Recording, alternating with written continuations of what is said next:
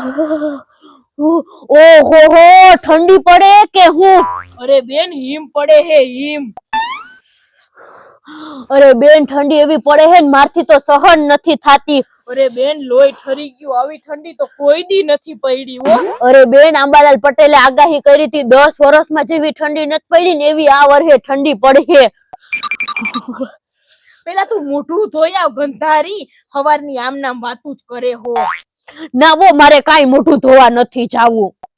મોઢું ધોઈ આવ ને, આજ તો તારે નાવું જોહે હો, મહિના દીથી નાઈ નથી. ગોબરી કેવી વાસ આવે હે ખાટી ખાટી, જોતો કાયમ ખાલી કપડા જ બદલાવી લે હો. હવે તુંય નાતી તો નથી મને કેતી. હું કે હાવ તારા જેવું નથી કરતી, હું તો 15-20 દિવસે તો નાઈ જ લઉં, મારું પાકું જ હોય. હવે તું તો કપડા બદલાવી લે એટલે સ્પ્રે મારી દે, પછી થોડી ને કઈ વાસ આવે.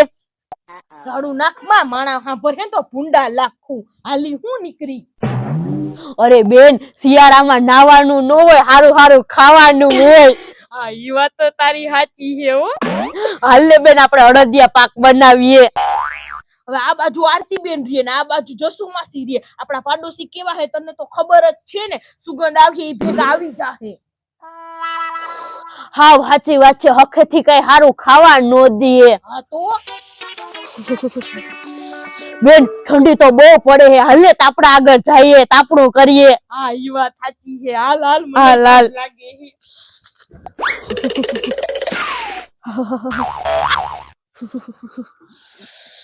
Amazing!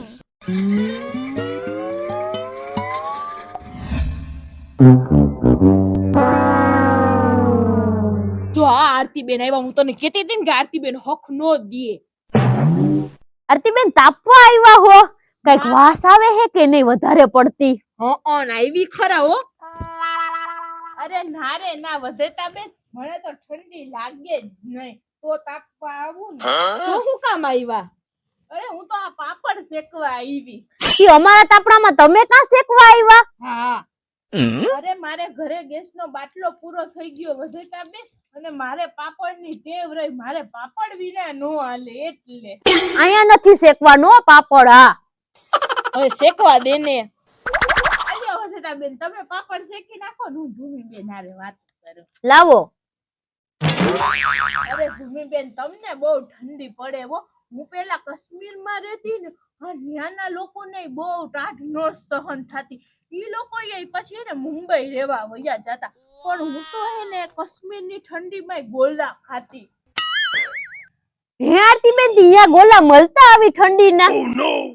અરે ના ના મળે નહીં, પણ હું તો હે સ્પેશિયલ ઓર્ડર દઈને બનાવડાવતી. ઓહો આરતી બેન તો હિંમત વાળા કે હું. લ્યો આરતી બેન તમાર પાપડ શેકાઈ ગયો, તમાર ખાવાનું બાકી હે ને, ખાઈ આવો જાઓ. હા અરે વધેતા બેન મેં તો ક્યારનું ખાઈ લીધું, હવે તો ખાલી આ પાપડ જ ખાવાનો બાકી છે. એક મિનિટ ભૂમિ બેન.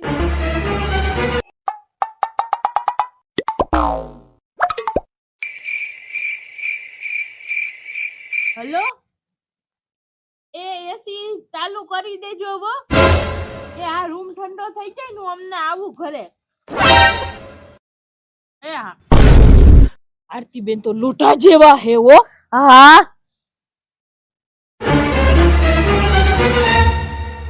અરે ભૂમિ બેન હું યુરોપ ગઈ ને તો -3 ડિગ્રીમાં હું બહાર વોક કરવા નીકળી, અને ત્યાંના બધા માણસો મને જોવા નીકળ્યા. બોલો ને હું વાત કરો. હા તો અને ત્યાં આટલું માણા ભેગું થઈ ગયું ને તો પોલીસ વાળા મને ઘરે મૂકવા આવ્યા. ઘરે મૂકવા કેમ આવ્યા? જેલમાં કાના લઈ ગયા? નાના થઈને ઘરમાં ગળી જઈએ અને આ ગુજરાતી થઈને બાર છત્રીની છાતી લઈને ફરે હે. ભૂંડા લાગ્યા ભૂંડા ઈ લોકો.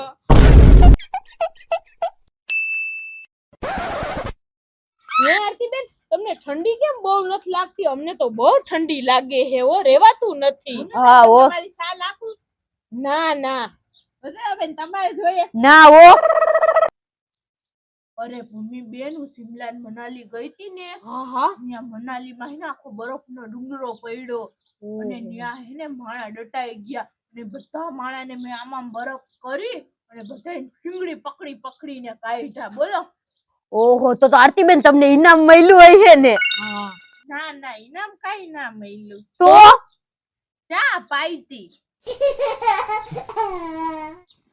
ઠીક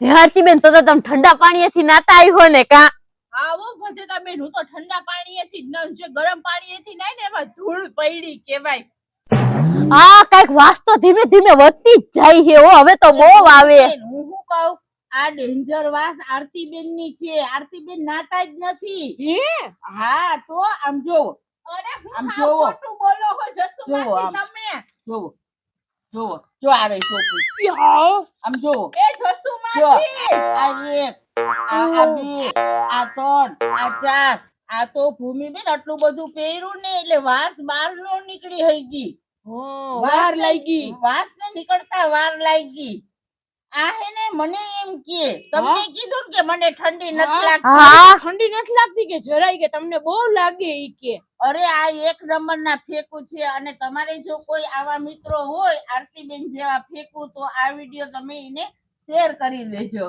અને હું ઠંડા પાણીએ નાઈ આવું ત્યાં સુધી અમારી ચેનલને સબસ્ક્રાઇબ કરી નાખો અને અમારો વિડિયો તમને કેવો લાગ્યો ઈ કમેન્ટમાં જરૂરથી કહેજો બાય બાય મળીએ નેક્સ્ટ વિડીયોમાં